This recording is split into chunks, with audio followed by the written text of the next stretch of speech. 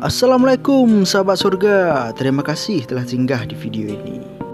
Dalam video ini kita akan membahas tentang misteri gentut. Di Aceh terdapat sebuah cerita misteri tentang gentut yang menyeramkan bagi anak-anak saat waktu maghrib tiba. Orang Aceh menyebutnya gentut. Terlihat pada wujudnya yang tinggi hingga mencapai pohon kelapa. Dia suka bersembunyi di antara rimbunan pepohonan yang gelap. Makhluk ini terkadang terlihat sedang menenteng periuk nasi atau kanat gentut. Para orang tua pada masa itu sering menjaga anak-anaknya agar segera pulang saat menjelang maghrib. Jika tidak, nanti akan diambil oleh gentut, atau dalam bahasa Aceh, dicok le gentut. Kalimat itu dulunya sangat mempan bikin anak-anak betah di rumah, terutama di saat maghrib.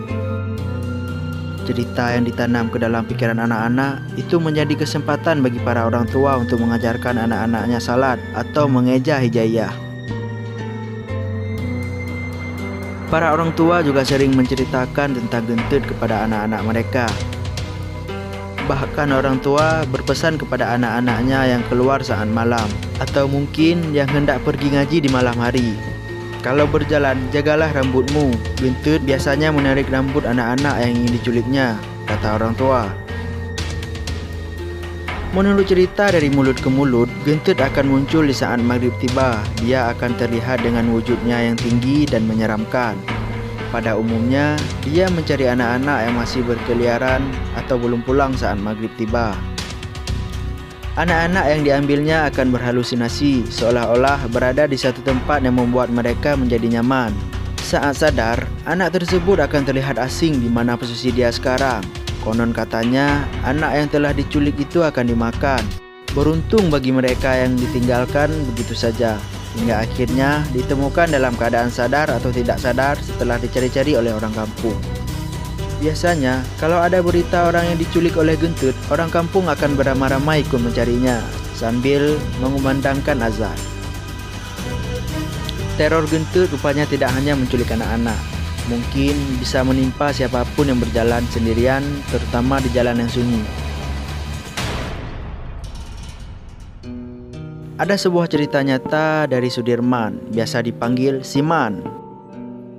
Dia pulang melewati jalan sepi di pinggiran hutan, melewati jalan setapak, serta terdapat pepohonan di kiri dan kanan membuat perasaan tidak enak. Sedikit angin yang terkadang menghembuskan dedaunan yang terlihat menghitam itu semakin membuat bulu roma merinding. Langkah Sudirman tiba-tiba terhenti. Matanya tertuju pada sosok makhluk kecil yang berdiri menghadang di hadapan sana. Semakin dilihat, sosok tersebut semakin tinggi, sampai-sampai Sudirman harus menundukkan kepala. Karena dalam pikiran Sudirman teringat mengenai cerita yang diceritakan oleh ibu dan neneknya. Ibu dan neneknya pernah menceritakan tentang gentut. Salah satu ciri-ciri gentut akan terlihat semakin tinggi jika dilihat ke atas, dan terlihat semakin mengecil jika dilihat ke bawah. Tanpa berpikir panjang, Sudirman pun langsung berlari hingga terhindar dari sosok gentut tersebut. Nah, bagaimana pengalaman waktu kecil kalian rakan? Jika ada mitos lainnya, silahkan cerita di kolom komentar. Terima kasih telah singgah di video ini.